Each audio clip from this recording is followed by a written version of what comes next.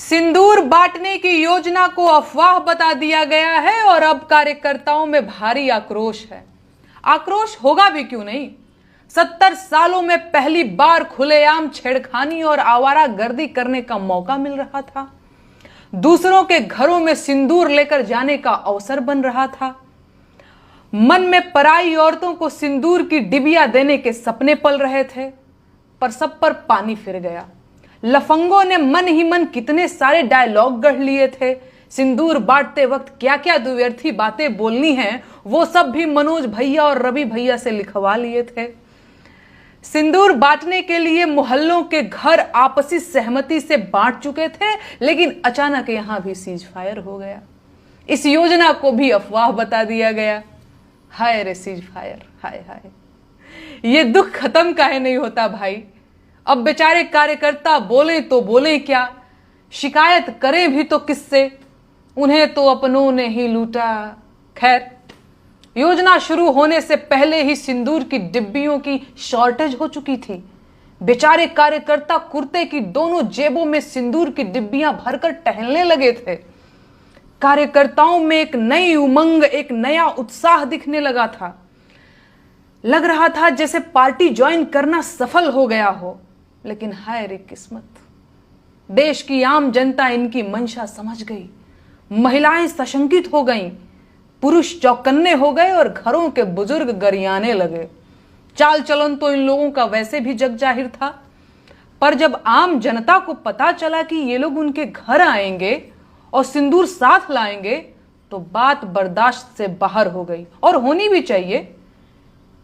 क्या पार्टी वालों को यह नहीं पता कि पराई औरतों को सिंदूर नहीं दिया जा सकता? क्या पार्टी के नेता अमेरिका और लंदन से आए हैं कि वो इस देश के धर्म, रिवाज और परंपरा को नहीं जानते? या वो इस देश की आम जनता को मूर्ख समझते हैं? कहीं ऐसा तो नहीं कि वो देश की जनता की सहन शक्ति चेक कर रहे थे? इन पार्टी वालों को क्या लगता है, 5 किलो मुफ्त राशन देकर देश की जनता को खरीद लिए हैं क्या? मदर इंडिया फिल्म के सुखी लाला बन गए हैं ये लोग। मुफ्त अनाज के बाद सिंदूर देंगे, इतनी हिम्मत हो गई, इतना मन बढ़ गया। आप लोग जानते हैं ऐसा क्यों हुआ है? इन लोगों ने कदम कदम पर आपके सब्र का इम्तिहान लिया है।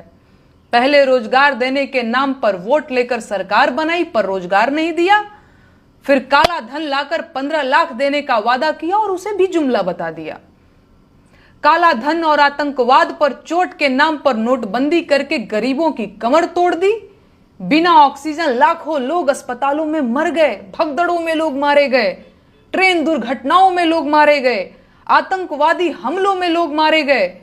देश की कंपनियां बेच दी, एयरपोर्ट और ट्रेनें बेच दी, स्कूल बर्बाद कर दिए, शिक्षा व्यवस्था को तबाह कर दिया, अस्पतालों को बर्बाद कर दिया, युवाओं को पहले बेरोजगार और फिर दंगाई बना दिया, मस्जिदें तोड़ी, बस्तियां उजाड़ी, हिंदुओं को मुसलमानों से लड़ाया, नफरत फैलाई, भाईचारा खत्म किया, और यह सब हिंदू राष्ट्र और राष्ट्रवाद के नाम पर किया गया।